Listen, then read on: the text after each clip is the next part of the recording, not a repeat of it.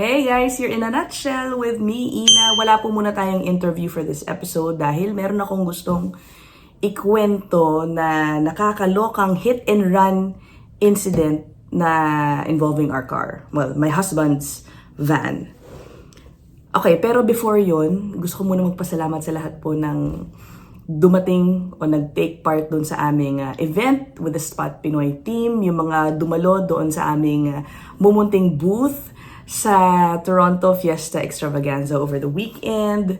Kami po nila Mark and Rice, we are so overwhelmed with the number of people who came. Hindi po talaga namin akalain na medyo marami yung darating just to see us, to talk to us, makitambay po dun sa booth namin. Sobrang na-appreciate po namin, lalo na yung mga I'm sure gusto na lang din po magpahinga during the weekend and yet decided to spend their days off with us. Actually, meron pa nga pong nag-day off para lang makapunta sa amin. Meron namang mga dumayo na napakalayo para lang din po makipagkwentuhan sa amin. So, sobrang thank you. And lalo na doon sa mga nag-imbita rin po sa amin sa kanilang mga tahanan, sa mga bahay nila, nag-prepare ng mga pagkain for us, nakipagkwentuhan. Thank you so much. We are so sorry. Actually, we couldn't accommodate everyone who sent us private messages, yung mga nag-imbita po. Also, ayun nga, nabenta rin namin, naubos ang lahat ng mga Spot Pinoy shirts na dinala namin. Akala namin marami pang matitira at yun nga, ibebenta ko na lang dito sa Toronto, mga ganon. Pero naubos din at pasensya na, meron pong hindi mga nakabili. But you can still place your orders through our Facebook page. Ayan, si Mark po ang sasagot doon. Okay, so maraming salamat. Help us plan our next one, by the way. Wala pa po talaga kaming naiisip na lugar. Siguro somewhere in Alberta or Vancouver or in British Columbia, kung saan alam po namin marami din pong mga Pilipino. Pero there are really no concrete plans yet. Okay, anyway, so umalis na po sila Mark and Rice. They stayed here in my apartment. Dito po kami nagsiksikan. Mark left Sunday night. Si Rice naman po natulog pa ng Sunday, sila ni Ate Jocelyn, dahil Monday morning po sila nag-decide bumiyahe pabalik ng Montreal. Nangyari ang mahiwagang hit and run madaling araw ng Monday. So habang nandito pa sila Rice, natulog na po kaming lahat, about 12:30 a.m. ng Monday. Bagsak na kami dahil sobrang pagod din sa dami namin pong ginawa over the weekend.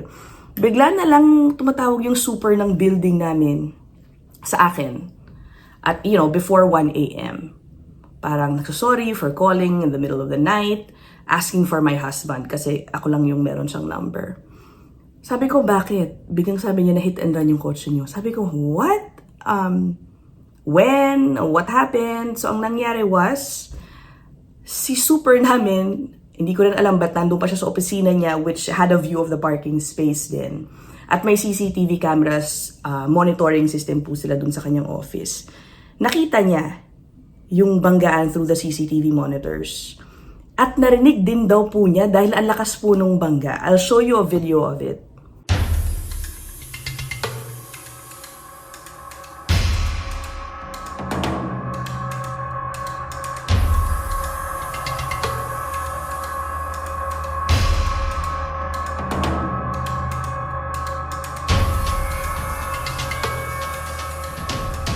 There it was. Grabe, malakas yung impact. Tinan mo talagang umurong yung kotse namin. Sabi nga ni Rice, parang for the kind of impact that we saw, siguro matibay yung paggawa ng aming Chrysler Pacifica.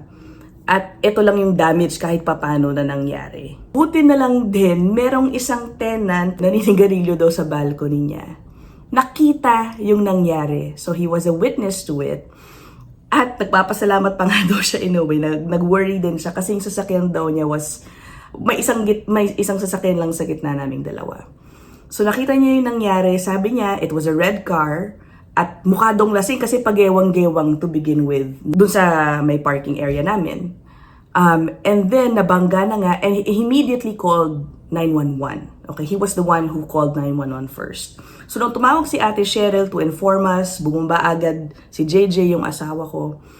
And in a few minutes, may dumating na rin po agad na pulis. At yung aming kapitbahay, bumaba na rin dahil kailangan kumuha ng statement sa kanya bilang witness.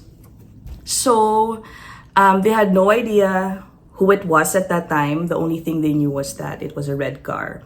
Dahil umalis na. Hindi rin clear kasi, I guess, yung CCTV camera, no? Walang nakuha plate number. I don't even know if they have enough CCTV cameras around to monitor yung galaw ng mga kotse. Hindi ko talaga alam. So basically, they had no leads at the time na nag-usap-usap sila dun sa baba ng madaling araw ng Monday.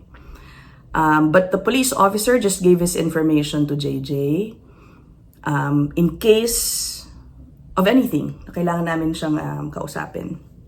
Ang sabi pa nga ng police, ewan ko kung totoo to, ngayon lang din namin nalaman, na ang hindi daw maganda sa mga hit and run situations, yung mga nabibiktima daw ng hit and run, minsan kakailangan niyang magbayad ng mas malaki to cover the damages. Parang umaabot doon ng 50% of the cost of damage. Hindi talaga namin alam kung bakit, pero I was trying to look it up online.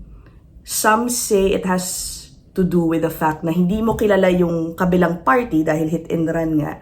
Walang information ng insurance ng kabilang party. So parang, kailangan may mag-shoulder nung expense. Something like that. Please, tulungan nyo na lang ako sa comment section kung mas alam nyo yan. Okay. Now, come Monday morning, ayun na nga, pinag-usapan na namin nila Rice, yung nangyari, umalis na sila Rice. Kami naman, we headed to Windsor, kung saan kami lilipat to check out sa mga rental houses. We came back to Brampton ng mga before 9 p.m. And then, si JJ, nung pagpasok namin sa parking lot namin, naisip lang niya bigla. By the way, at this time, wala pa kaming narinig na any update or feedback from the police officer. Naisip ni JJ na, alam mo, ikutin nga muna natin tong parking area natin. Who knows? We might see a red car na may bangga sa harap. Kasi obviously, hindi mo maitatago ng ganun-ganun lang yung ganung damaged car. Hindi yun maliit na bangga, especially doon sa bumangga. Dito mismo sa area namin, wala. Dami namin, lahat inisa-isa talaga namin yung mga pulang kotse. Wala naman sila mga damage. And then we decided to move up farther back. Kasi meron pong mga townhouses dyan sa may baba namin, next block. Punta kami doon. Oh my gosh, mantakin nyo. We saw it. Sobrang lapit lang dito sa bahay namin.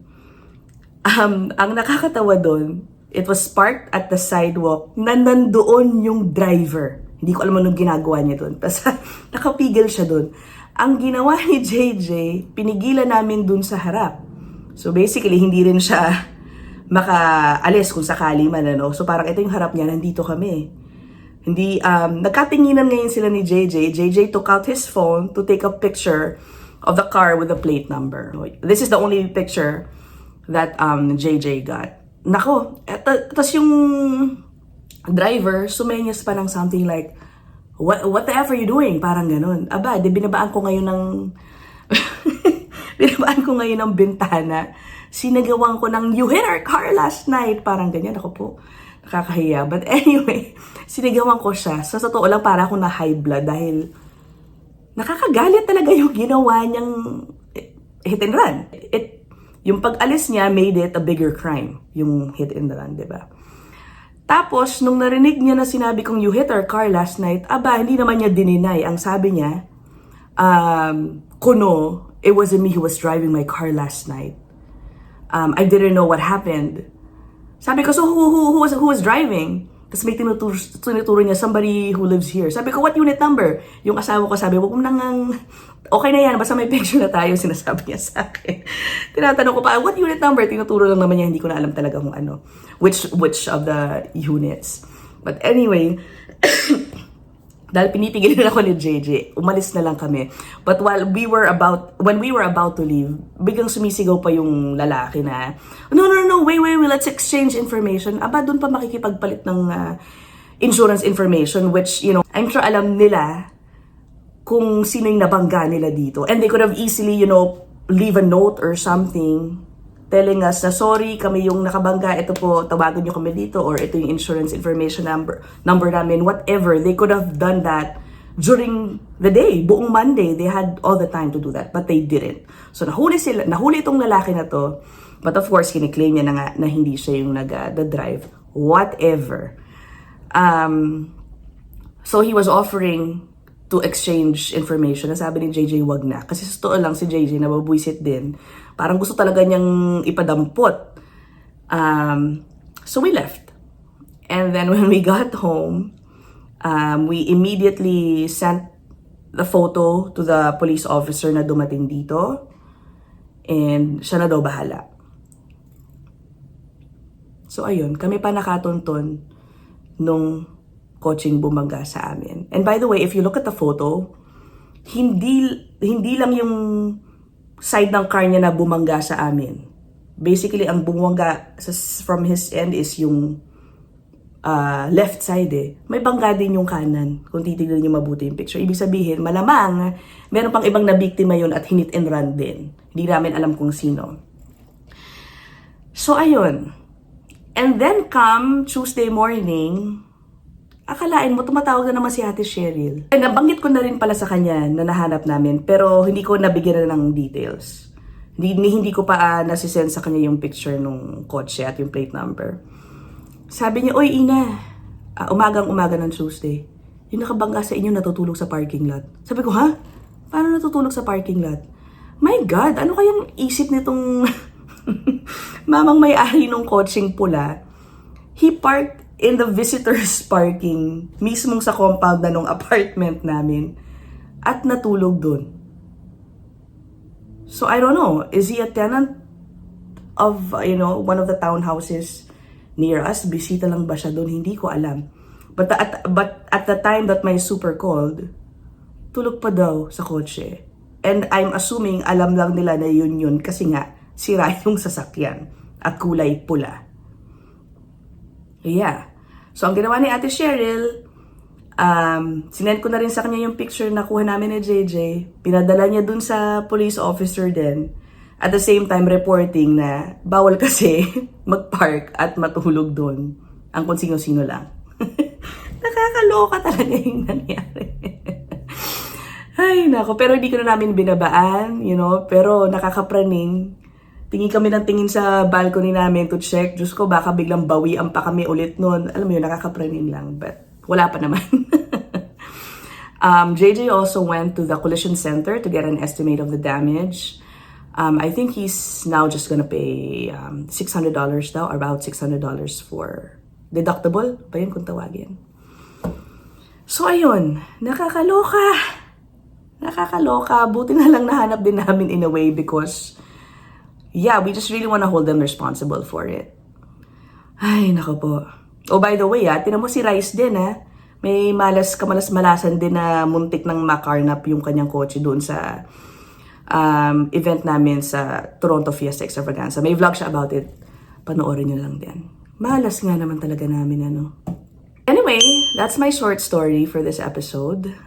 Pasensya na kayo, wala pang interview. Ito na lang po muna. If you have a similar experience about hit and runs, please mag-comment nga kayo dyan para wala lang. Gusto ko lang din marinig. Okay, so that's it for this episode. I'll see you guys in the next one. Bye!